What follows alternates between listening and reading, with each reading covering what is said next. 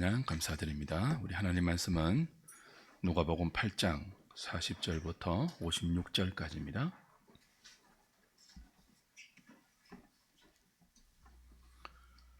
신약 성경 105페이지입니다. 누가복음 8장 40절부터 56절까지 제가 한 절, 여러분이 한 절 교독합니다. 예수께서 돌아오심에 무리가 환영하니 이는 다 기다렸음이러라.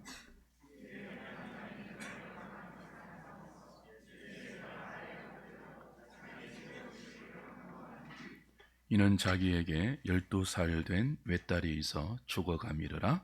예수께서 가실 때에 무리가 밀려들더라.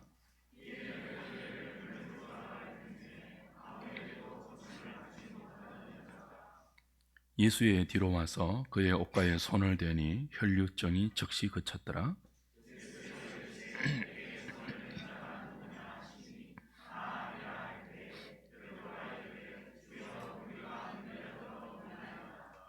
예수께서 이르시되 내게 손을 댄 자가 있도다.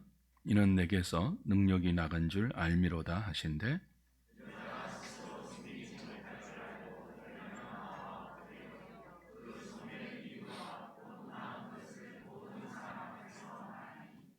예수께서 이르시되 딸아 내 믿음이 너를 구원하였으니 평안히 가라 하시더라.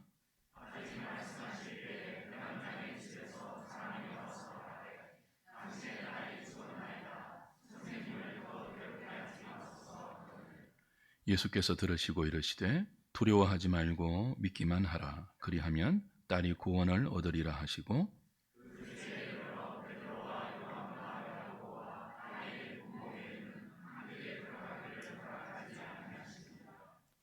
모든 사람이 아이를 위하여 울며 통곡하매 예수께서 이르시되 울지 말라. 죽은 것이 아니라 잔다 하시니 예수께서 아이의 손을 잡고 불러 이르시되 아이야 일어나라 하시니 그 영이 돌아와 아이가 곧 일어나거늘 예수께서 먹을 것을 주라 명하시니 그 부모가 놀라는지라. 예수께서 경고하사 이 일을 아무에게도 말하지 말라 하시니라. 아멘.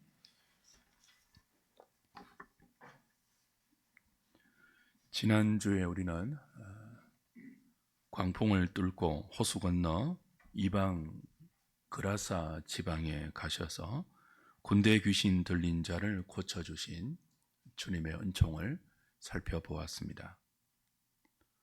그러나 그라사 지방의 사람들은 자신의 돼지떼를 손해본 그 일로 말미암아 예수님이 떠나주시기를 청했고 주님은 제자들과 함께 거의 쫓겨나다시피 갈릴리 지역으로 돌아왔습니다.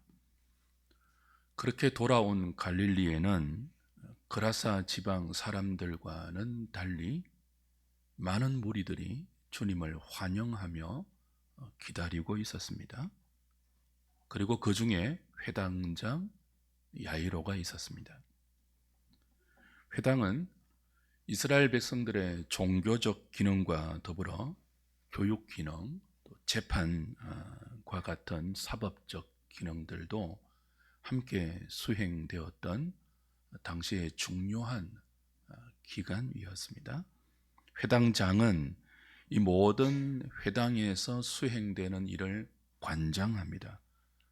안식일 예배를 준비하였고 또 그 예배의 설교자를 선정했던 매우 그 지역의 중요한 유지와 같은 인물이죠. 아무나 이 회당장이 되지 못합니다. 유대 장로 중에 유력한 자가 회당장으로 뽑혔고 이들은 사회적인 존경과 또 종교적인 인정을 누리고 있었습니다. 이런 회당장 중에 갈릴리 지역의 회당장 야이로가 예수의 발 앞에 나와 무릎을 꿇고 엎드려 간청했습니다. 대단히 이례적입니다. 야이로를 제외한 당시의 모든 회당장은 예수님과 사이가 좋지 않았어요. 적대적이었죠. 우리 누가복음 초반부에 보았던 그 안식일 회당 사건 아시잖아요.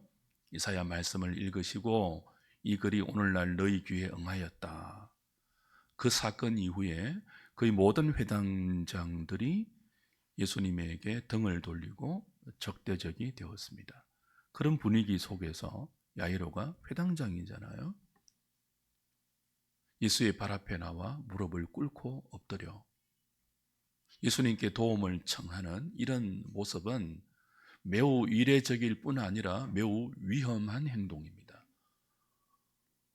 어찌 보면 자신의 유대 사회에서의 모든 종교적인 기득권을 다 빼앗길 수 있는 지위와 신분, 그리고 그 회당장이라는 이 지위가 주는 재정적인 안정까지도 다 빼앗길 줄 모르는 굉장히 위험한 행동이 예수님 발 앞에 엎드리는 거예요.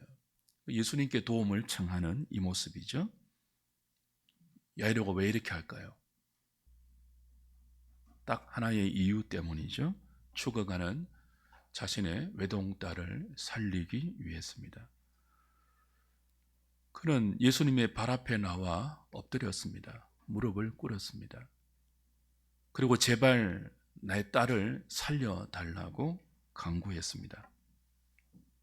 여기서 우리는 이런 질문을 할 필요가 있습니다. 자신의 자리와 명예를 지키기 위해서 죽어가는 딸을 그대로 방치하는 것이 옳은가? 아니면 딸을 살릴 수 있다면 어렵게 그리고 힘들게 이 자리에 올라온 회당장이 주는 모든 혜택과 유익을 다 포기하는 한이 있더라도 예수님 발 앞에 나와 살려달라고 도와달라고 간구해야 하는가? 어떤 편이 바른 아버지의 모습이겠습니까? 그리고 왜 우리가 이런 질문을 할 필요가 있습니까? 우리 주변에 자신을 지키기 위해서 자신의 지위, 신분, 명예, 영광, 또 많은 것들을 지키기 위해서 딸의 생명, 가족의 건강을 포기하는 아버지들이 있기 때문이에요. 자신의 성진을 위해서, 자신의 출세를 위해서, 자신의 성공과 명예를 위해서 오히려 딸이나 가족을 희생시키는 비정한 아버지들이 우리 주변에 있기 때문입니다. 그러나 야이로는 회당장이라는 자신의 사회적인 명예와 신분, 그리고 재정적인 안정을 포기할 각오를 가지고 주님께 나왔습니다. 다른 모든 회당장들이 적대감을 보이는 그분 앞에 무릎을 꿇었습니다. 그리고 제발 나의 딸을 살려달라고, 죽어가는 내 딸이 있는 나의 집으로 함께 가달라고 간구했습니다. 주 안에 사랑하는 여러분, 우리가 신앙생활을 하다 보면 조용히 믿어야 할 때가 있습니다. 우리의 믿음을 속으로 삼키면서 그 믿음을 내면으로 소화해야 할 때가 있습니다. 그러나 때로는 정반대로 우리의 믿음을 드러내고 사람들의 반대를 무릅쓰고 사회적으로 왕따 당할 각오를 하고 자신의 모든 것을 걸고 예수님에 대한 신뢰를 드러내어야 할 때가 있습니다. 회당장 야이로는 지금 그런 때를 맞이했고 후자를 선택했습니다. 사실 인간은 좀처럼 하나님 앞에 나가지 않습니다. 하나님을 찾고 우리가 하나님 앞에 무릎을 꿇는 것은 그냥 되지 않습니다. 완악하고 죄성에 젖어 있는 우리 인간이 하나님을 찾는 것은요, 절대로 그냥 되지 않습니다. 많이 힘들어도 조금만 시간이 지나면 이 상황이 호전된다고 생각할 때 인간은 절대로 신을 찾지 않습니다. 아니, 예수 믿는 사람들조차도 시간이 해결해 줄 거야, 뭐 그런 생각을 가진 이상 자신이 믿고 있는 하나님 앞에 전적으로 무릎을 꿇고 주의 이름을 부르지 않습니다. 자신의 능력과 주변에 힘 있는 사람의 도움이 있으면 이 상황이 얼마든지 바뀔 수 있다고 생각하는 한 우리는 하나님 앞에 무릎을 꿇지 않고 하나님께 애걸하지 않습니다. 타락한 인생은 절박한 문제에 부딪힐 때, 한계 상황이라고 느낄 때 비로소 하나님의 아들 앞에 무릎을 꿇습니다. 그나마도 하지 않는 강팍한 인생이 얼마나 많습니까? 우리들의 자화상입니다. 저와 여러분들이 언제 진심으로 그리고 절박하게 예수님의 발 앞에 우리의 실존을 무릎 꿇립니까? 모든 것을 걸고 주의 이름을 부르고 제발 도와달라고, 제발 내 인생에 개입해달라고 부르짖습니까? 웬만해서는 사람들이 그러지 않습니다. 내 힘으로 도무지 안 되구나. 사랑하는 나의 12살 먹은 외동딸이 죽어가고 있는데 아버지 된 내가 해줄 것이 아무것도 없구나. 그저 죽어가는 내 딸을 지켜보는 것 외에는 아무것도 할 수 없는 인생의 무력함을, 그 아버지 됨의 자리가 주는 그 절박한 무게감을 이기지 못하여 자신에 대해서 절망할 때, 그 한계 상황 앞에서 처절한 인생의 연약함을 절감할 때 우리는 비로소 그 한계 상황을 인정하고 하나님 앞에 나와 자신의 고고한 인생을 무릎 꿇려 주님께 애걸하죠. 그렇다면 사랑하는 여러분, 우리가 살면서 경험하는 인생의 많은 어려움들, 고통들, 그리고 힘든 일들은 아프고 고통스럽다 할지라도 사실은 얼마나 필요한 순간들입니까? 옛날의 청교도들은 우리가 경험하는 역경과 고통을 변장된 축복, 그렇게 부르지 않았습니까? 이 고통이, 이 역경이, 이 환난이 우리를 하나님 앞에 진심으로 항복하게 하고 겸손하게 만들기 때문이죠. 고난은 변장된 축복이다, 그렇게 말한 이유입니다. 회당장 야이로도 자신의 외동딸이 죽어가는 그 절박한 고통이 없었더라면 예수님 앞에 나왔겠습니까? 자신의 모든 동료 회당장들이 죽이려고 하고 있는 대상인 예수님 앞에, 아니 그 이단아 취급받았던 그 예수님 앞에 무릎을 꿇고 믿음의 간구를 했겠습니까? 그는 지금 오직 한 가지, 사랑하는 딸의 생존을 위해서 주님 제발 제 딸을 살려주십시오. 제 딸이 죽어가고 있습니다. 제발 우리 집에 오셔서 내 딸을 살려주십시오. 소리치며 부르짖고 있습니다. 그리고 이 회당장의 부르짖음에 주님은 응답하십니다. 그와 함께 그의 죽어가는 딸이 있는 그의 집으로 가고 있습니다. 주 안에 사랑하는 여러분, 우리의 문제가 있는 곳으로 주님이 나와 함께 걸어가고 있다면 그 문제는 더 이상 문제가 아닌 것 아닙니까? 주님이 내가 가진 절망의 현장으로 나와 함께 걸어가고 계신다면, 나와 함께 그 내 절망의 현장으로 오고 계신다면 그 절망은 더 이상 절망이 아니지 않습니까? 주님이 나의 죽음의 현장으로 나와 함께 오고 계신다면 그 죽음은 더 이상 죽음이 아니지 않습니까? 오늘 저와 여러분도 그렇게 우리의 문제를 주님 앞에 내어놓고 겸손하게 주님의 발 아래에서 엎드려 간구하는, 그리고 그 간구를 통하여 주님이 우리와 함께 우리의 문제 안에 쑥 들어오는 그 은혜를 경험할 수 있기를 바랍니다. 그런데 말입니다.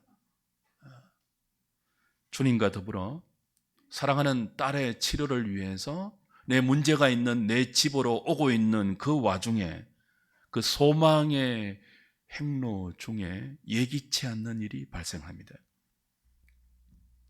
수많은 무리들이 밀려와서 예수님과 이 회당장 야이로가 야이로의 집으로 가고 있는 그 행로를 막습니다. 여기 밀려들다라고 했죠? 42절에 보시면 이는 자기에게 12살 된 외딸이 있어 죽어가미르라. 예수께서 가실 때에 회당장 야이로와 함께 그 죽어가는 딸을 살리기 위해서 그 집으로 가실 때에 무리가 밀려들더라 그랬습니다. 여기 밀려든다는 말의 뜻은요, 숨통이 막힌다 그런 뜻이에요. 어떤 뜻이라고요? 숨통이 막힌다 그런 뜻이에요. 우리 앞에 씨 뿌리는 비유할 때 가시덤불 위에 떨어진 생명의 말씀이 때로는 그 기운에 막혀서 말씀이 결실하지 못한다. 그런 예수님의 비유가 있지 않았습니까? 기운에 막힌다라고 할 때 그 단어와 여기 무리들이 밀려들었다 하는 단어가 같은 헬라어예요. 숨통이 막힌다. 지금 급하게 죽어가는 딸을 살리기 위해서 예수님께 무릎을 꿇어 간구하여 예수님의 응답을 받고 이제 희망을 품고 집으로 가고 있습니다. 근데 그 와중에 무리가 밀려들어요. 무리들에게는 굉장한 이슈의 사건 아닙니까? 회당장이 예수님께 무릎을 꿇었고 그 지역의 유지인 회당장의 딸이 예수에 의해서 어떻게 되는지 한번 보자라고 무리들이 밀려들어서 숨통이 막힐 정도로 그 행로가 지체되었습니다. 우리가 출퇴근 시간에 러시아워에 걸리면 그 트래픽이 발생하면 차들이 움직이지를 않죠. 꽉 막혀서, 그죠? 서 있는 주차장과 같은 그런 상황을 연상할 수 있습니다. 한시가 급한 상황인데 빨리 가서 죽어가는 딸을 주님의 능력으로 살려야 하는데 무리들이 밀려와 가는 길이 숨통이 막혀 있어서 꼼짝도 하지 못한 거예요. 여기에 대해서 예기치 않는 또 하나의 사건이 발생합니다. 12해 동안 혈류증으로 앓았던 여인의 등장이죠. 가뜩이나 무리들이 밀려와서 가는 길이 지체되고 있는데 이 여인 때문에 그 행렬이 더 지체됩니다. 사랑하는 딸의 목숨이 경각에 달려있지 않습니까? 1분 1초가 아까운 시간입니다. 빨리 내 딸을 살릴 수 있는 능력의 주님을 모시고 죽어가는 딸이 있는 그곳으로 가야 된다고요. 그런데 혈류증 여인이 예수님의 옷에 내 손만 대어도 12년 동안 앓았던 나의 이 불치병, 혈류병이 나을 수 있다는 조그마한 믿음 가지고 예수님의 뒤로 와서 예수님의 옷에 손을 대었습니다.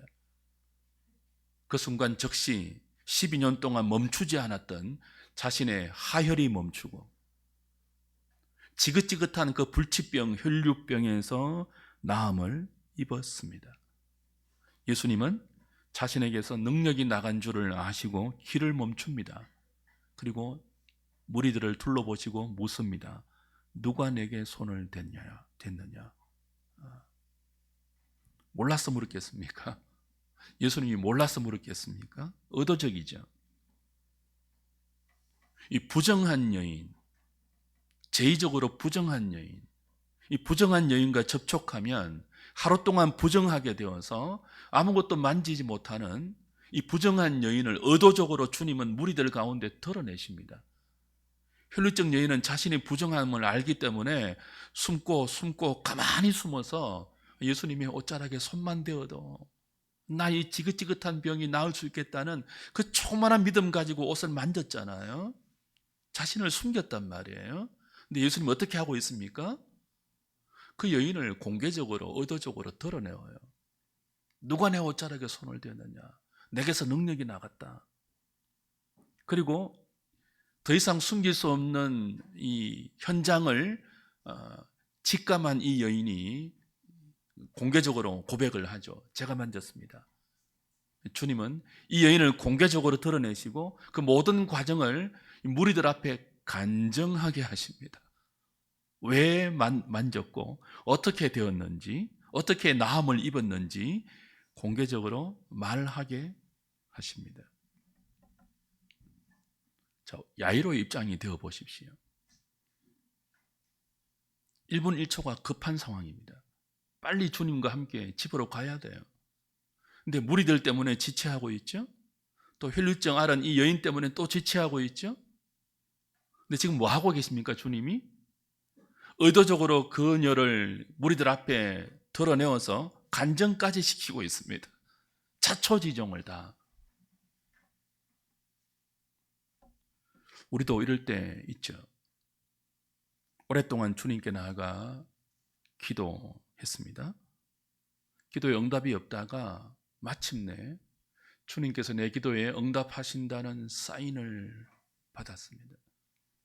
주께서 내 문제에 개입하셔서 이제는 나의 어둠이 물러가고 빛된 순간이 찾아온다는 믿음이 생겼어요. 이제 다 해결될 거야.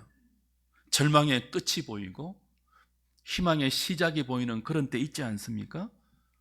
모든 문제가 해결되고 밝은 미래가 찾아올 것 같은 그런 희망의 마음이 내 안에 용솟치는 그런 때 있지 않습니까? 그런데 갑자기 상황이 멈추어져요. 모든 것이 하나님의 개입으로 은혜롭게 순적하게 내 기도의 제목대로 나의 기대대로 그렇게 흘러가던 상황이 갑자기 스톱됩니다. 잘 진행되는 것 같았고 하나님이 살아계셔서 내 인생 가운데 내 문제 가운데 개입하고 계시다는 믿음이 들고 있는데 갑자기 이 모든 상황이 바뀌는 거죠. 갑자기 멈추어지는 거죠. 그리고 들려오는 소식이 있습니다. 49절 보십시오. 아직 말씀하실 때에 회당장의 집에서 사람이 와서 말하되 뭐라고 합니까?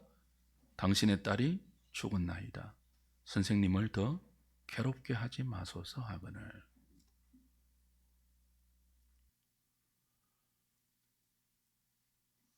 딸이 죽었대요.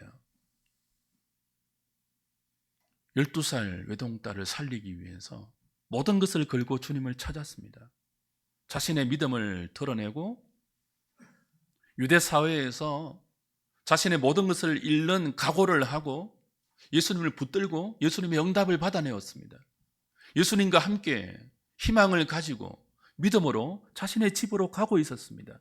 무리들 때문에 지체해서 조마조마한 마음인데 12회 혈류증 앓는 여인이 갑자기 자기 인생 가운데 개입되어서 가던 길이 더 지체되고 마침내 어떤 소식을 듣는다고요? 당신 딸이 죽었어.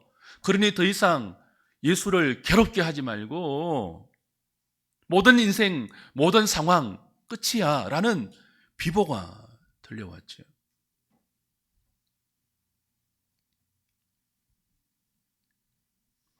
(12년을) 혈류병으로 고통받았던 여인은 고침을 받고 주님의 딸로 다시 살아났습니다. 내 딸아, 내 믿음이 너를 구원했다 그랬거든요.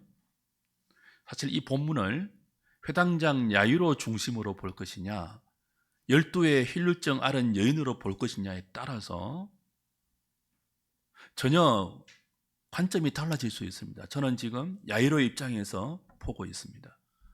아마 다음번에 이 혈류증 여인의 입장에서 이 본문을 다시 볼 수도 있겠죠.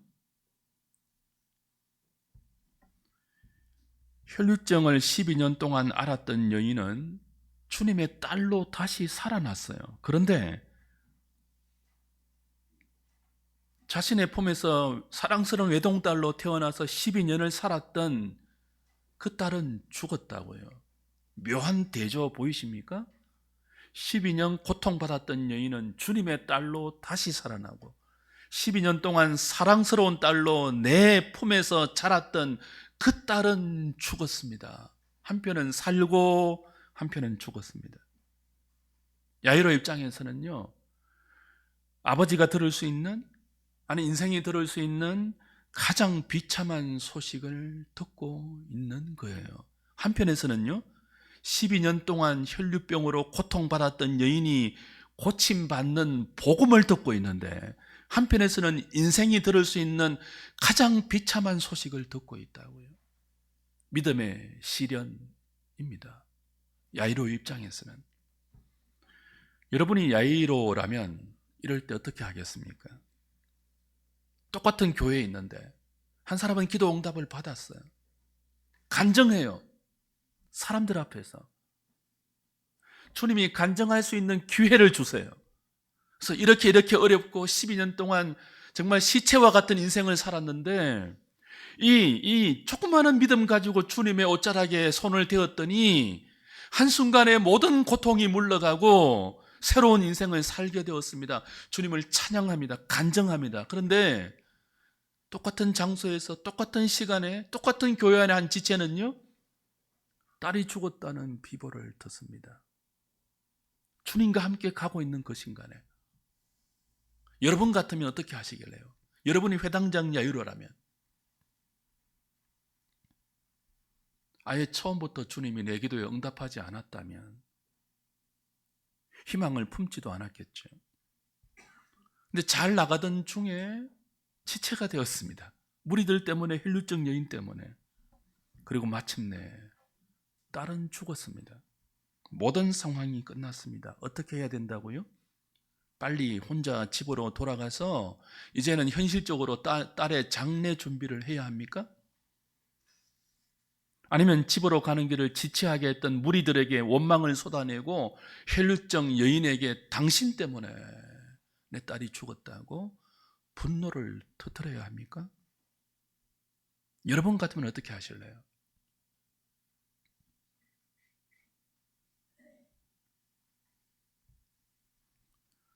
이상하지 않습니까?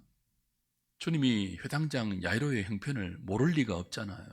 지체가 되고 혈류증 여인을 고쳐주고 그 여인을 간정시켰다면, 그리고 회당장 야이로의 딸은 죽어가고 있는 급박한 상황이라면 그 집까지 가지 않고 그냥 뭐예요?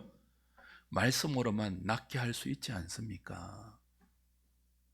말씀으로만 낫게 한 경우가 얼마나 많았습니까? 근데 이번에는 굳이 가신다고요, 그 집으로. 그리고 가시다가 중간에 의도적으로 지체하신다고요.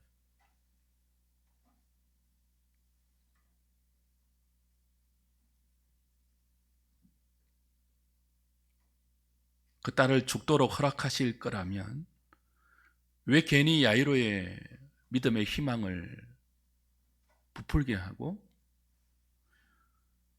정반대로 엄청난 실망과 좌절을 겪게 하실까요? 주님 말씀을 들어보십시오. 50절이죠. 예수께서 들으시고 이르시되 두려워하지 말고 믿기만 하라. 그리하면 딸이 구원을 얻으리라. 딸이 살리라. 이런 말씀을 하십니다. 원망하지 말고, 모든 것이 끝났다고 절망하지도 말고, 두려워하지도 말고 믿기만 하라 그러십니다. 회당장은, 또 사람들은 모든 상황 끝, 그러니 예수 더 이상 괴롭게 하지 말고 정리하라 그렇게 말했지만, 주님은요, 너희들 생각처럼 모든 상황 끝 아니다. 모든 상황 다시 시작일 수 있다. 그러니 두려워하지 말고 원망하지 말고 분노하지도 말고 믿기만 하라. 구원을 볼 것이다. 네 딸이 살아날 것이다. 그렇게 말씀하세요.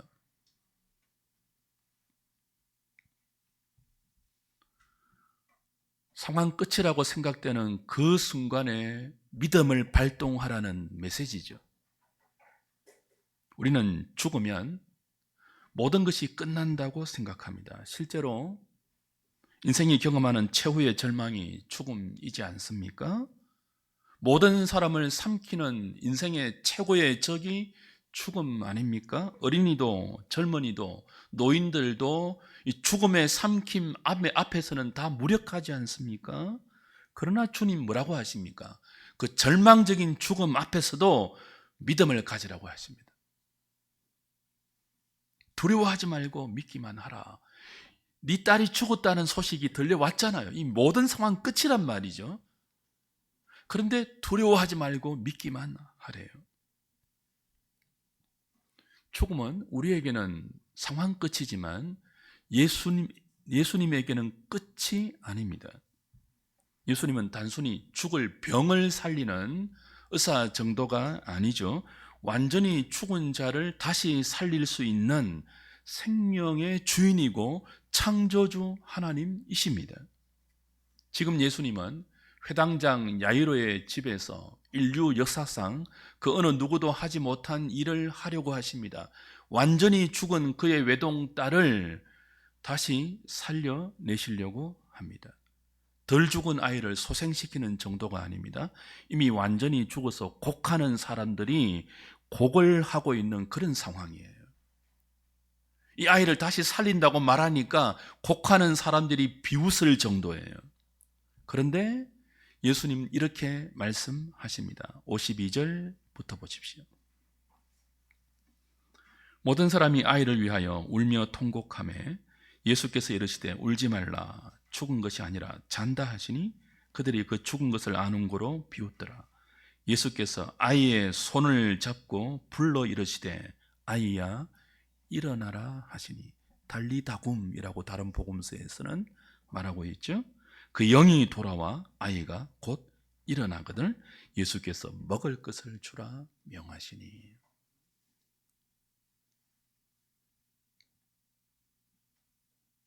사람은 한번 죽으면 살아나지 못합니다.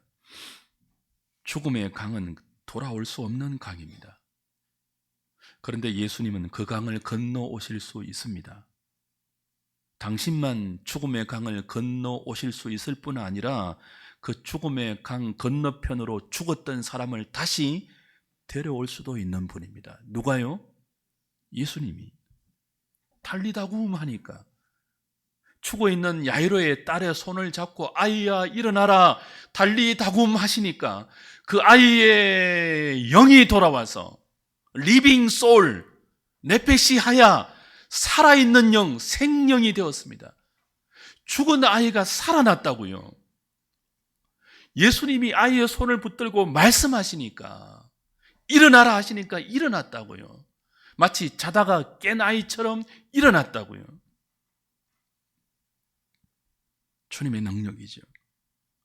바로 이 능력을 제자들에게, 무리들에게 가르쳐 주시기 위해서, 예수님이 어떤 분인지 보이시기 위해서 앞으로 그리스도의 복음을 들고 이 복음을 전해야 할 제자들에게 예수님 당신이 어떤 분인지를 다시 교육하고 가르치기 위해서, 당신의 능력이 그저 불치병을 고치는 의사의 용한 의사의 능력 정도가 아니라 죽음의 강을 건너올 수 있는, 죽음을 이기는 생명의 원천임을 보이시기 위해서, 가르치기 위해서 의도적으로 회당장 야이로의 딸을 죽게 허락하시고 그 믿음의 시련을 허락하시고 그 믿음의 시련을 통하여 당신이 어떤 분임을 지금 우리에게, 야이로에게, 그 모든 주변의 사람들에게 가르치고 계시죠.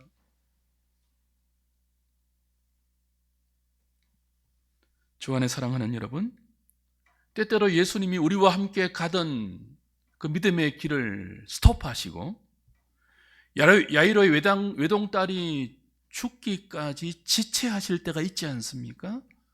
우리에게도 엄청난 믿음의 시련을 주님이 허락하시는 때가 있지 않습니까? 왜 그렇게 하신다고요?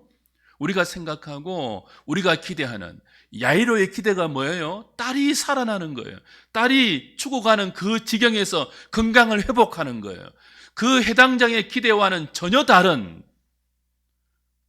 훨씬 더 큰, 죽지 않았을 때, 딸이 죽지 않았을 때 회당장이 기대했던 그 모든 그 내용을 점프할 수 있는 완전히 새로운 은혜를 준비하시고 그 복을 주시기 위해서 믿음의 시련을 허락하시는 거죠.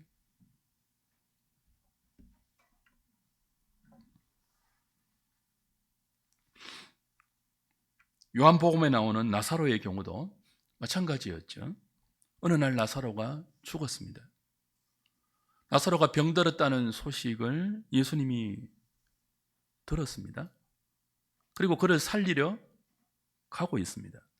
근데 그 말씀을 하시고는 바로 가시지 않고 이틀을 더 유하십니다. 고의로, 의도적으로, 일부러 나사로를 살리러 가던 길을 멈추셨다고요. 그리고 나사로는 죽어버렸습니다. 그때 나사로의 누이 마르다와 마리아가 어떤 심정을 가지고 예수님께 어떻게 반응했습니까? 오늘 회당장 야이로의 심정과 똑같지 않았을까요? 주님이 지체하지 않고, 마르다와 마리아가 그랬죠. 바로 오셨더라면 내 사랑하는 동생 나사로가 죽지 않았을 것인데 왜 지체하셨습니까? 라고 주님을 원망했죠. 그때 주님이 나사로의 누이 마르다와 마리아에게 뭐라고 했습니까? 너희가 믿으면 내 영광을 볼 것이다 그랬습니다. 너희가 믿으면 내 영광을 볼 것이다. 우리의 순서는 뭐라고요? 보여주시면 믿겠다이죠. 근데 주님은요, 믿으면 내 영광을 본다. 그걸 가르쳐주기 위해서 일부러 나사로가 죽기까지 이틀을 유하신 거예요. 그리고 불평하고 원망하는 마르다와 이 마리아에게 뭐라고 하신다고? 너희가 믿으면 내 영광을 볼 것이다. 믿으면 죽었던 나사로가 살아나는, 너희들이 기대하는 믿음의 모든 영역과 믿음의 모든 내용을 뛰어넘을 수 있는 나의 영광을 볼 것이다. 그렇게 말씀하셨죠. 오늘 회당장 야이로에게도 똑같은 말씀을 하셨습니다. 두려워하지 말고 믿기만 하라. 그러면 구원을 볼 것이다. 주 안에 사랑하는 여러분, 그러니 믿음의 길을 가시다가 시련을 당할 때 이제 모든 것이 끝났어 라고 좌절하거나 원망하기 전에 끝까지 믿음을 가지고 이제 주님이 어떻게 하실지 기다려 보시기 바랍니다. 내가 원하는 대로 주님이 응답하지 않을 때 그때 주님을 더 신뢰할 수 있기를 바랍니다.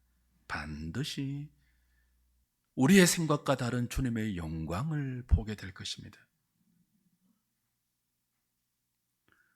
다시 야이로의 입장이 되어 보십시오. 죽어가는 딸이 건강하게 되는 것하고 죽었던 딸이 살아나는 것하고 어떤 것이 이 야이로의 입장에서 더 주님을 향한 굳건한 믿음을 가질 수 있는 형편이 되겠습니까? 당연히 후자죠. 당연히 후자죠. 그래서 충격적인 믿음의 시련을 허락하시고 이 믿음의 시련을 통하여 도무지 그 시련이 없었더라면 깨닫지 못할 하나님에 대한 믿음을 우리에게 다시 심어 주시는 것입니다. 주 안에 사랑하는 여러분, 하나님은 지금도 때때로 저와 여러분들에게 믿음의 시련을 허락하십니다. 우리를 위기 속으로 주님이 주도해 가실 수 있습니다. 우리에게 믿음의 희망을 가지게 하고서 갑자기 그 희망이 꺾이게 할 수 있습니다. 갑자기 가던 믿음의 길이 지체될 수 있습니다. 갑자기 이 모든 상황을 하나님께서 주도하신다고 믿었던 우리의 믿음을 네 딸이 죽었다는 이 엄청난 비보의 소식으로 산산조각 깨트릴 수 있습니다.